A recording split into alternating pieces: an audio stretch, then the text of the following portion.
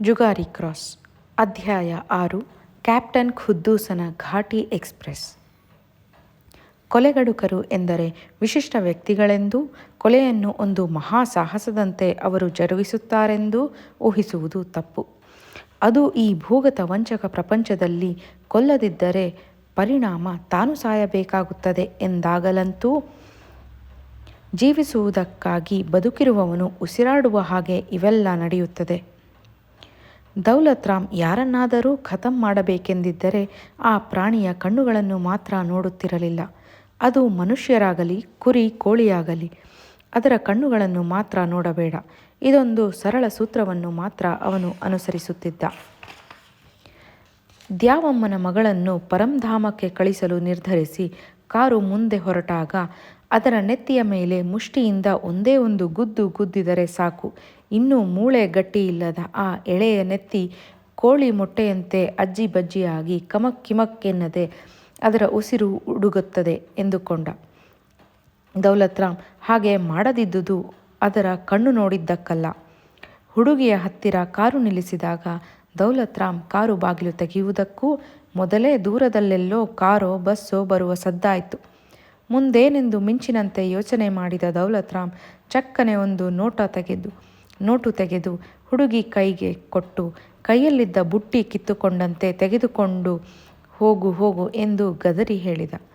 ಬೆಳಗಿನಿಂದ ನಿಂತು ಪ್ರತಿಯೊಂದು ವಾಹನ ಬಂದಾಗಲೂ ಪ್ರತೀಕ್ಷೆಯಿಂದ ಕಾದು ಹತಾಶೆಯಲ್ಲಿ ದುಃಖದಲ್ಲಿ ತನ್ನ ಕೈಯಲ್ಲಿ ಒಣಗುತ್ತಿದ್ದ ಕೊನೆಯ ಹೂಮಾಲೆಯನ್ನು ಎತ್ತಿ ಹಿಡಿದ ದ್ಯಾವಮ್ಮನ ಮಗಳಿಗೆ ದೌಲತ್ ರಾಮನ ವರ್ತನೆ ಎಷ್ಟು ದುಃಖ ತಂದಿತೆಂದರೆ ನೆತ್ತಿಯ ಮೇಲೆ ಮುಷ್ಟಿಯಿಂದ ಅಪ್ಪಳಿಸಿದ ಹಾಗೇ ಆಯಿತು.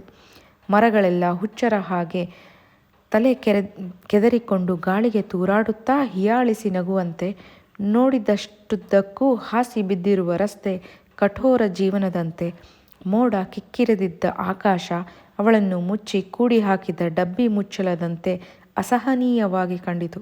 ಬೆಳಗ್ಗೆ ಬರುತ್ತಾ ಬುಟ್ಟಿಯ ತುಂಬ ಮಾಲೆಗಳೊಂದಿಗೆ ಹೊತ್ತು ತಂದಿದ್ದ ಅವಳ ಕಿನ್ನರ ಕನಸುಗಳೆಲ್ಲ ಧೂಳು ಹಿಡಿದು ಮುರುಟಿ ದುರ್ಬರವಾದವು. ಹುಡುಗಿಯ ಕಣ್ಣೊಳಗೆ ನೀರು ತುಂಬಿ ಪ್ರಪಂಚವೆಲ್ಲ ಮಂಜಾಯಿತು.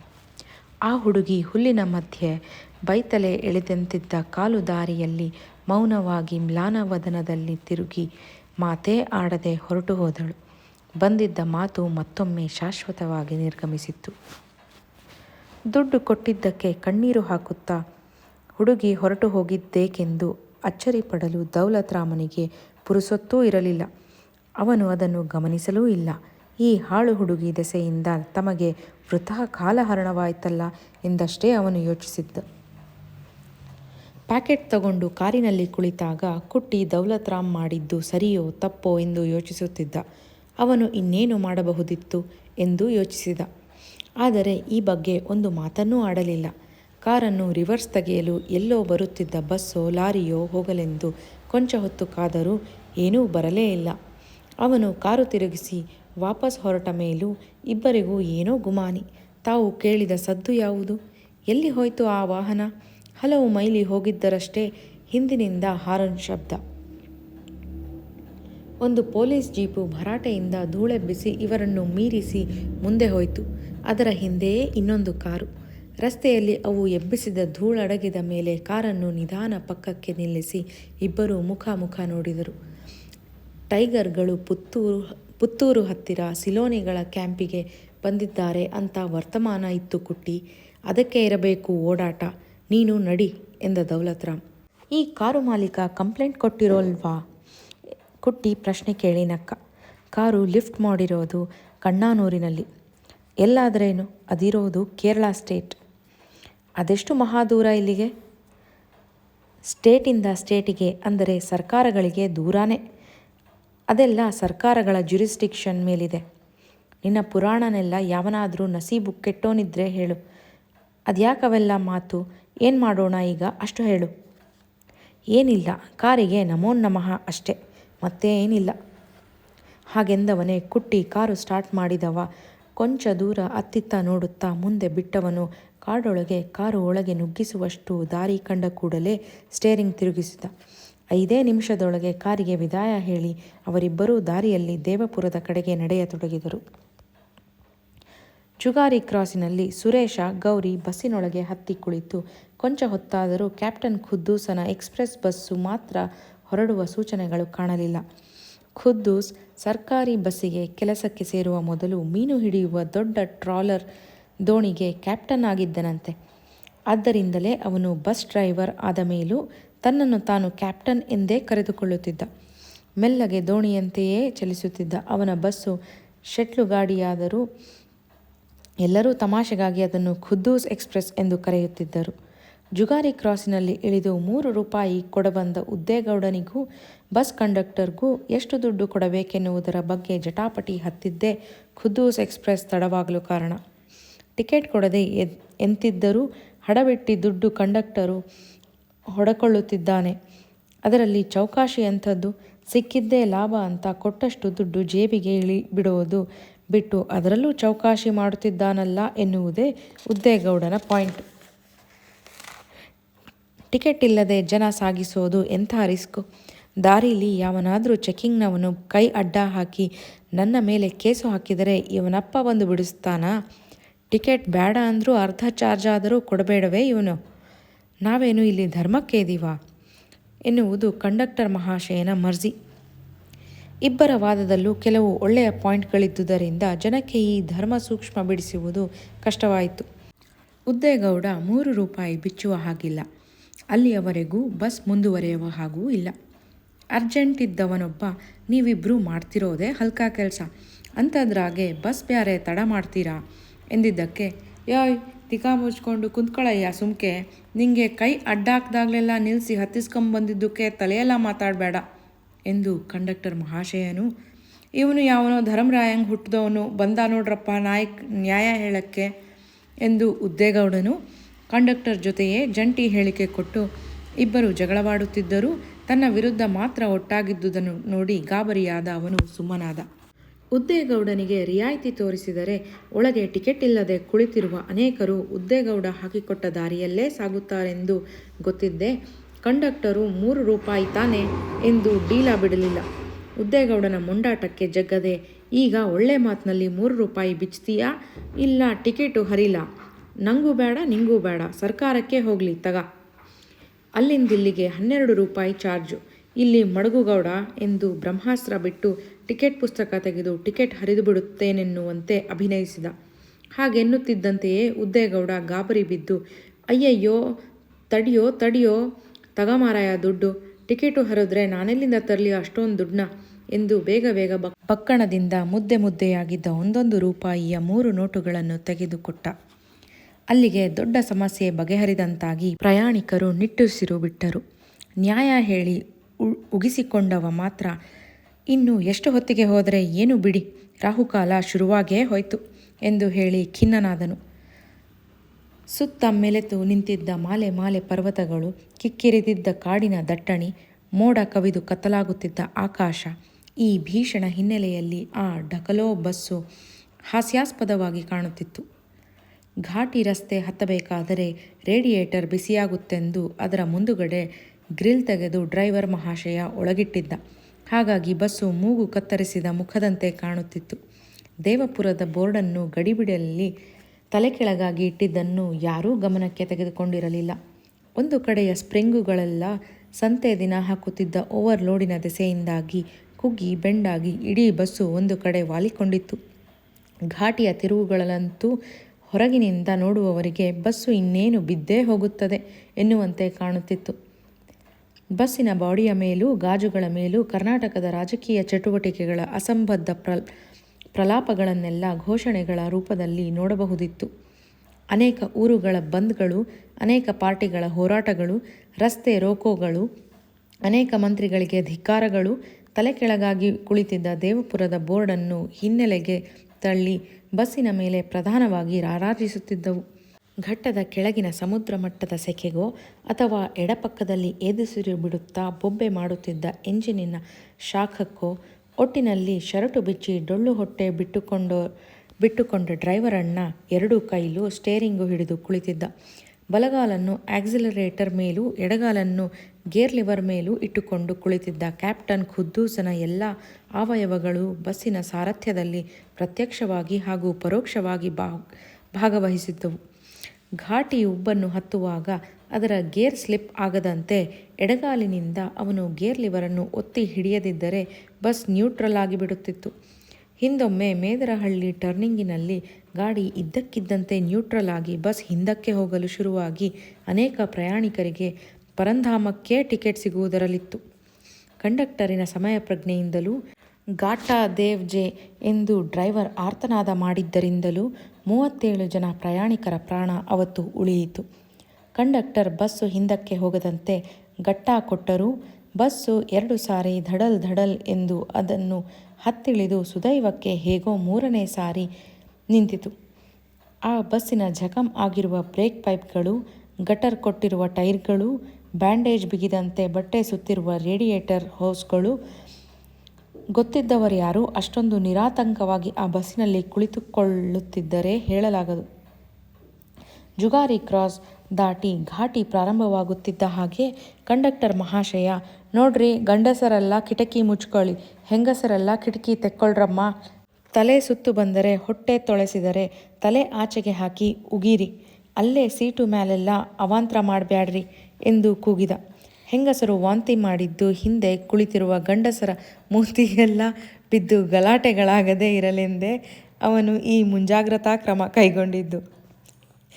ಅವನ ಕಡೆ ಕೊಂಕು ನೋಟ ಬೀರಿದ ಒಂದಿಬ್ಬರು ಗಂಡಸರತ್ತ ತಿರುಗಿ, ಏನು ಮಾಡ್ತೀರಾ, ದೇವಸ್ಥಾನದ ಊಟ ಧರ್ಮಕ್ಕೆ ಸಿಕ್ತು ಅಂತ ತಾರಾಮಾರಿ ತಿನ್ಬಿಡ್ತಾರೆ ಎಂದು ವ್ಯಂಗ್ಯವಾಗಿ ಹೇಳಿ ಸುರೇಶನಿಗೆ 2 ಟಿಕೆಟ್ಟು ಹರಿದು ಕೊಡ್ತಾ ಚಿಲ್ಲರೆ ವಾಪಸ್ ಕೊಡದೆ ಅವನ 2 ಮೂಟೆಗಳ ಲಗೇಜ್ ಚಾರ್ಜು ಎಂದು ದಬಾಯಿಸಿದ.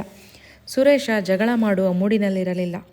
ಅಲ್ಲದೆ ಕೆಲವೇ ಕ್ಷಣಗಳ ಹಿಂದೆ ಉದ್ದೇಗೌಡನ ಜೊತೆ ಕಂಡಕ್ಟರ್ ಜಗಳ ಆಡಿದ್ದನ್ನು ನೋಡಿದ ಯಾವನೂ ಅವನೊಡನೆ ತರಳೆಗೆ ಇಳಿಯಲು ಇಷ್ಟಪಡುತ್ತಿರಲಿಲ್ಲ.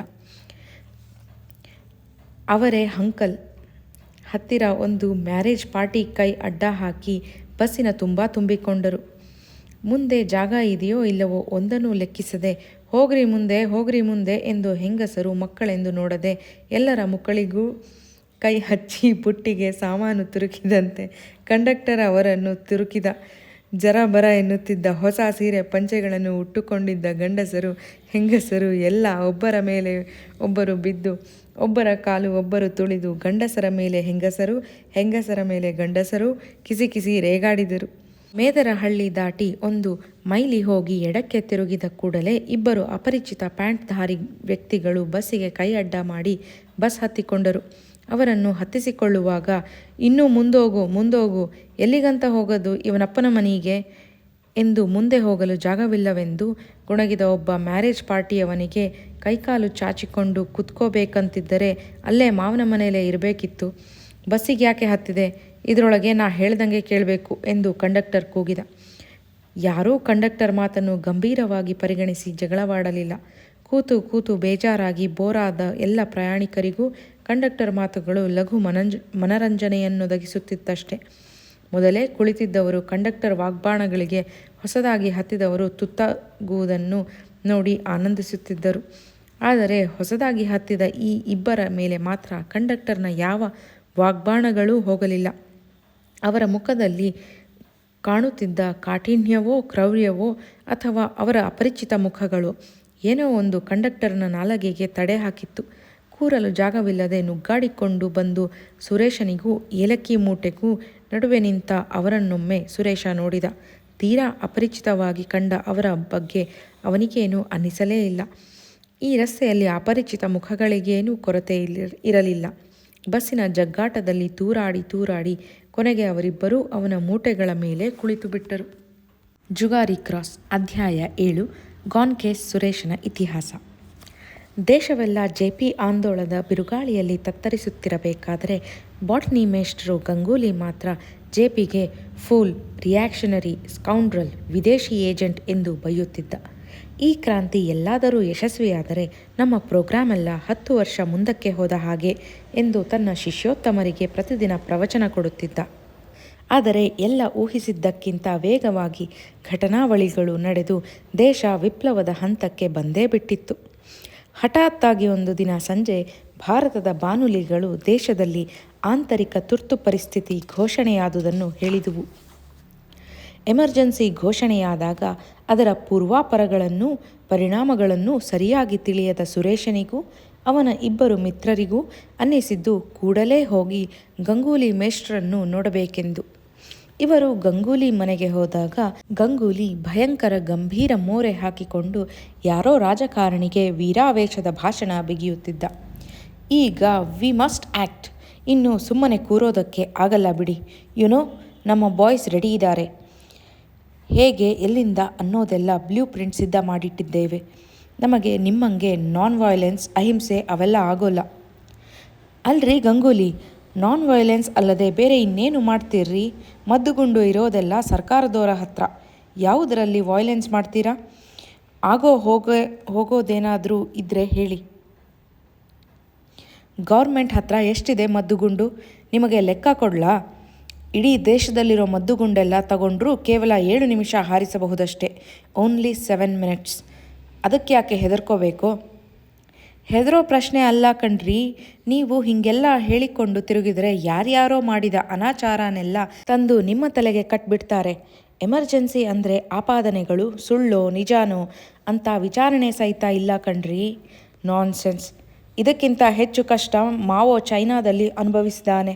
ಅದಕ್ಕೆಲ್ಲ ಏನೇನು ತಿರುಮಂತ್ರ ಅಂತ ಸ್ಪಷ್ಟವಾಗಿ ಬರೆದಿಟ್ಟು ಬಿಟ್ಟಿದ್ದಾನೆ. ನಮ್ಮ ಹುಡುಗರಿಗೆ ಒಂದು ಮಾತು ಹೇಳಿದರೆ ಸಾಕು, ಅವರ್ ಬಾಯ್ಸ್ ಬ್ಲಾಸ್ಟ್ ಮಾಡಿಬಿಡ್ತಾರೆ. ಅಲ್ರಿ, ಮಿಲಿಟ್ರಿ ಅಂದರೆ ಪೊಲೀಸ್ ಅಂದರೆ ಅವರಿಗೆ ಟ್ರೈನಿಂಗ್ ಇರುತ್ತೆ ಮೇಷ್ಟ್ರೆ. ನೀವು ಯಾವತ್ತಾದರೂ ಬಂದೂಕ ಹಿಡಿದಿದ್ದೀರಾ? ನಿಮ್ಮ ಬಾಯ್ಸ್ಗೆ ಏನಾದರೂ ಟ್ರೈನಿಂಗ್ ಇದೆಯಾ ಹೇಳ್ರಿ.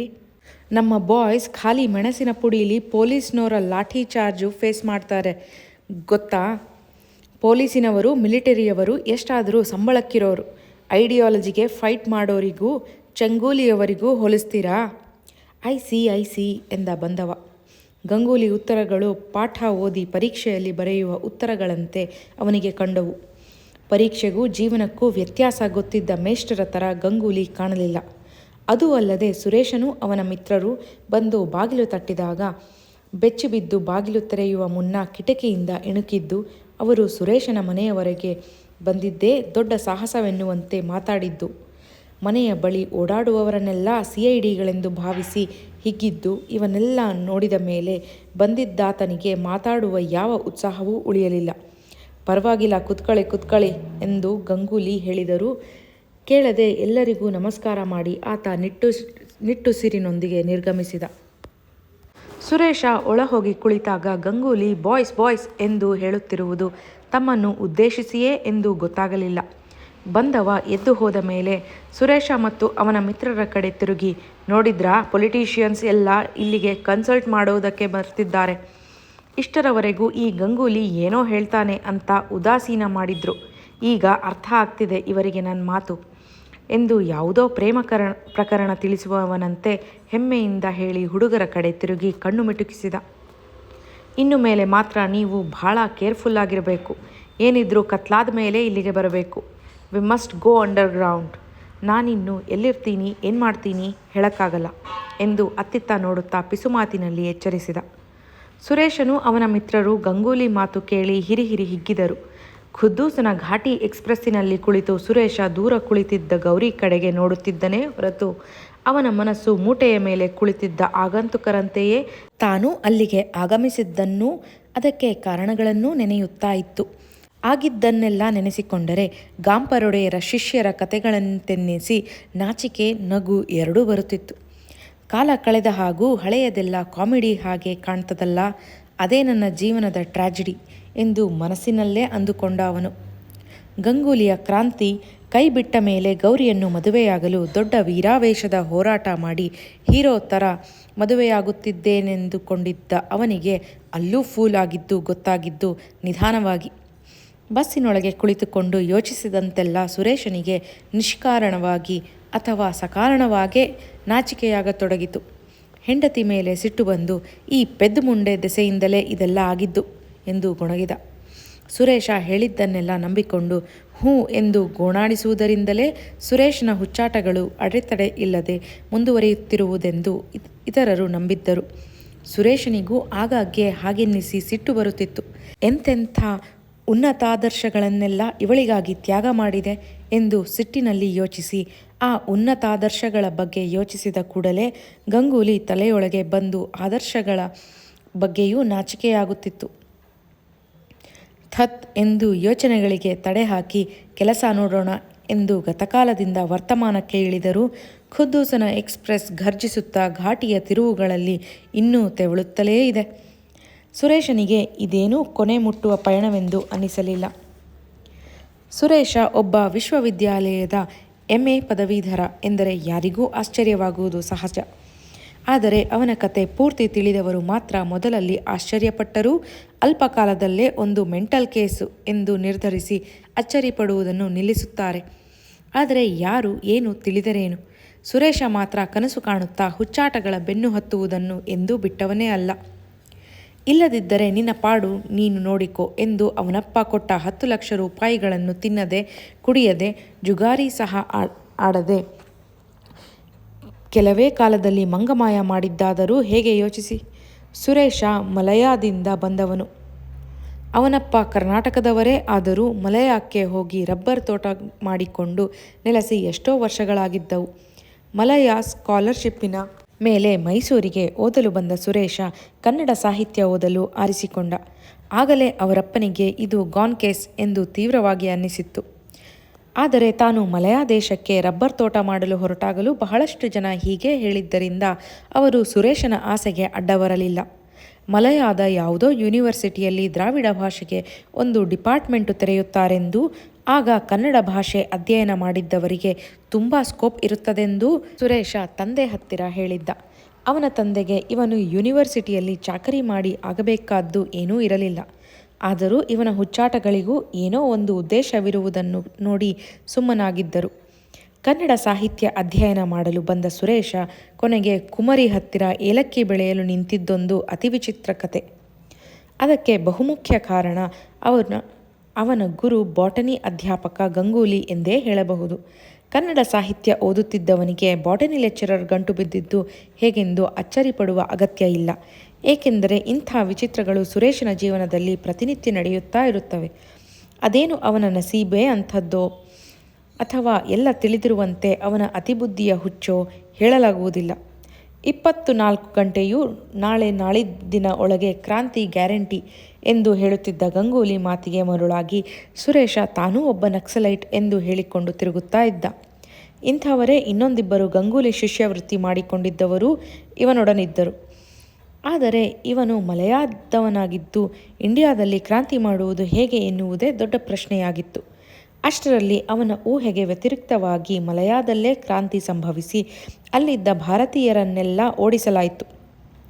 ಪುಣ್ಯಕ್ಕೆ ಆಸ್ತಿ ಪಾಸ್ತಿಯನ್ನೆಲ್ಲ ಮಾರಿ ದುಡ್ಡು ದುಗ್ಗಾಣಿಯನ್ನು ತಮ್ಮ ದೇಶಗಳಿಗೆ ಒಯ್ಯಲು ಆ ದೇಶದ ಸರ್ಕಾರ ಅನುಮತಿ ಕೊಟ್ಟಿದ್ದರಿಂದ ಸುರೇಶನ ತಂದೆ ಭಿಕಾರಿಗಳಾಗಿ ನಿರಾಶ್ರಿತರಂತೆ ಭಾರತಕ್ಕೆ ಬರಬೇಕಾದ ಪರಿಸ್ಥಿತಿ ತಪ್ಪಿತು.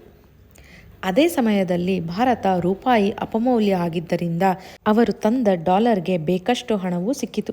ಬಂದವರು ಬೆಂಗಳೂರಲ್ಲಿ ನೆಲೆಸಿದ ಮೇಲೆ ಸುರೇಶ ಓದುತ್ತೇನೆಂದೂ ಹೇಳಿ ನಡೆಸುತ್ತಿದ್ದ ಕಾರುಬಾರುಗಳನ್ನೆಲ್ಲ ಕೇಳಿ ರೇಗಿ ಹೋದರು. ಮಲಯಾದಲ್ಲಿ ಕ್ರಾಂತಿ ಎಬ್ಬಿಸಿ ಚೆನ್ನಾಗಿ ತಟ್ಟಿದ್ದ ಅವರಿಗೆ ಮತ್ತೆ ಮಗ ಅದನ್ನು ಜಪಿಸಿದ್ದು ನೋಡಿ ಸಿಟ್ಟು ನೆತ್ತಿಗೇರಿತ್ತು. ನಿನ್ನ ಪಾಲು ನೀನು ತಗೊಂಡು ಹೋಗೆಂದು ಹೇಳತೊಡಗಿದರು. ತಂದೆ ಆಸ್ತಿಯಲ್ಲಿ ಪಾಲು ತಗೊಳ್ಳುವುದು ಕ್ರಾಂತಿಕಾರರಿಗೆ ತರವಲ್ಲ ಎಂದು ಸುರೇಶ ದುಡ್ಡು ತಗೊಳ್ಳಲು ನಿರಾಕರಿಸಿದ. ಇಂಡಿಯಾದಲ್ಲಿ ಎಮರ್ಜೆನ್ಸಿ ಘೋಷಣೆಯಾದ 2 ದಿನಕ್ಕೆ ಗಂಗೂಲಿ ರಜಾ ಹಾಕಿ ನಾಪತ್ತೆಯಾದ. ಸುರೇಶ ಹಾಗಾದರೆ ಗಂಗೂಲಿ ಕ್ರಾಂತಿ ಸಂಭವಿಸುತ್ತೆಂದು ಹೇಳುತ್ತಿದ್ದ ನಾಳಿದ್ದಿನ ಕಾಲಾವಧಿ ಈಗ 1-2 ಗಂಟೆಗಳಷ್ಟು ಹತ್ತಿರಕ್ಕೆ ಬಂದಿರಬಹುದೆಂದು ತಿಳಿದ. ಹೆದರು ಪುಕ್ಕಲು ಗಂಗೂಲಿ ಅರೆಸ್ಟ್ ಲಿಸ್ಟಿನಲ್ಲಿ ನಿನ್ನ ಹೆಸರೂ ಇದೆ ಎಂದು ಯಾರೋ ಹೇಳಿದ್ದಕ್ಕೆ ರಜಾ ಹಾಕಿ ಊರಿಗೆ ಓಡಿ ಹೋಗಿದ್ದನೆನ್ನುವುದು ಸುರೇಶನಿಗೆ ಗೊತ್ತಿರಲಿಲ್ಲ. 15 ದಿನ ಕಳೆದ ಮೇಲೆ ಮೆಲ್ಲಗೆ ತಲೆ ಹಾಕಿದ ಗಂಗೂಲಿ ಇನ್ನೇನು ಕ್ರಾಂತಿಯಾಗಲಿದೆ ಎಂದು ಕ್ರಾಂತಿಕಾರಿಗಳೆಲ್ಲ ಈಗಲೇ ಊರು ಬಿಟ್ಟು ಗ್ರಾಮಾಂತರಗಳಿಗೆ ಹೋಗಿಬಿಡಬೇಕೆಂದು ಪಿಸುಮಾತಿನಲ್ಲಿ ಟಾಪ್ ಸೀಕ್ರೆಟ್ ಹೇಳುವ ಹಾಗೆ ಹೇಳಿದ. MA ಮುಗಿಸಿ PhD ಮಾಡುತ್ತಿದ್ದ ಸುರೇಶನಿಗೆ ಯೂನಿವರ್ಸಿಟಿಗೆ ಹೇಗಾದರೂ ವಿದಾಯ ಹೇಳಲು ಒಂದು ನೆವ ಬೇಕಾಗಿತ್ತು.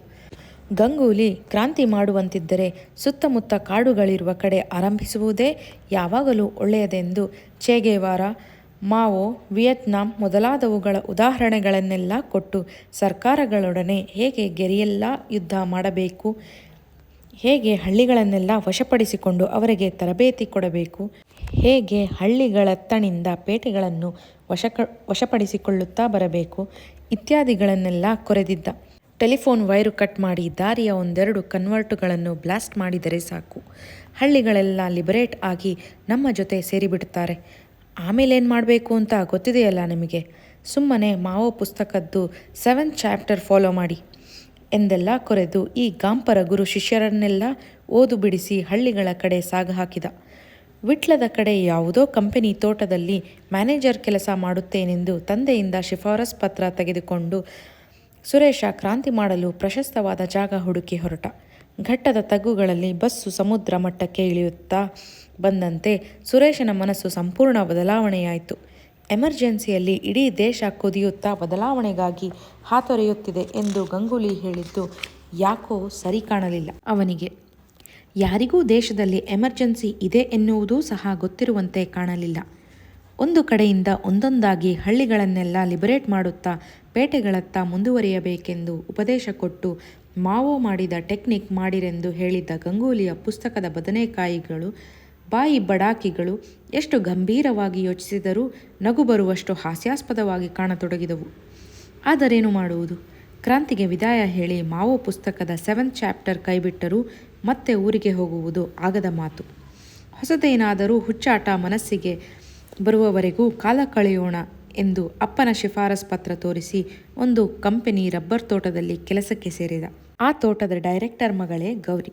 ಗೌರಿಯ ಅಪ್ಪ ಸುರೇಶನಿಗೆ ಮಗಳನ್ನು ಮದುವೆ ಮಾಡಲು ಕೆಲವು ದಿನಗಳ ಹಿಂದಷ್ಟೇ ಸುರೇಶನ ತಂದೆ ಬಳಿ ಪ್ರಸ್ತಾಪ ಮಾಡಿದ್ದು ಸುರೇಶನಿಗೆ ಗೊತ್ತಿರಲಿಲ್ಲ.